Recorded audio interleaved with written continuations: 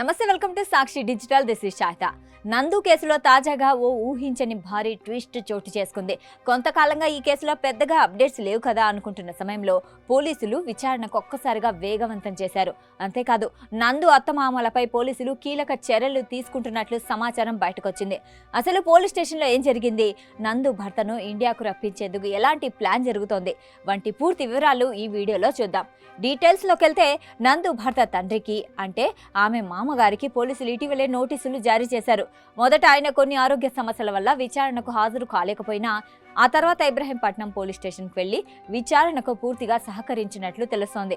విశ్వసనీయ సమాచారం ప్రకారం పోలీస్ స్టేషన్లో ఆయన్ను గంటల తరబడి కూర్చోబెట్టి సుదీర్ఘంగా విచారించినట్లు తెలుస్తోంది. ఈ క్రమంలో ఆ వృద్ధ తల్లిదండ్రులు మానసికంగా ఇబ్బంది పడ్డారని తెలిసింది.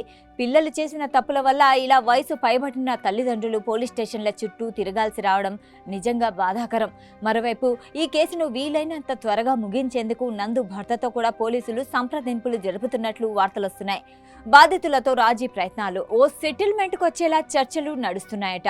ఒకవేళ ఆర్థికపరమైన లావాదేవీలు లేదా డబ్బులు తీసుకున్న విషయం నిజమైతే ఆ మొత్తాన్ని తిరిగి చెల్లించి సమస్యను సామరస్యంగా పరిష్కరించుకోవాలని సూచిస్తున్నారని తెలుస్తుంది.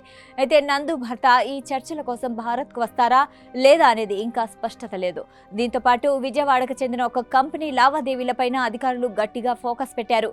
ఆ కంపెనీ పేర్లు, ఎవరెవరి ఖాతాల నుంచి డబ్బు బదిలీ అయ్యాయి అనే ఆర్థిక అంశాలపై విచారణ ముమ్మరంగా సాగుతోంది. పోలీసులు ఇస్తున్న లీగల్ నోటీసులకు అవతలి వైపు నుంచి సరైన స్పందన రాకపోతే చట్టపరమైన చర్యలు మరింత కఠినంగా మారే అవకాశం ఉందని నిపుణులు హెచ్చరిస్తున్నారు. అవసరమైతే పోలీసులు త్వరలోనే కోర్టులో ఛార్జ్ షీట్ దాఖలు చేసే దిశగా అడుగులేస్తున్నారు. కేసు కొంచెం నెమ్మదిగా సాగుతున్నట్లు అనిపించినా న్యాయ ప్రక్రియ మాత్రం లోపల గట్టిగానే నడుస్తోంది.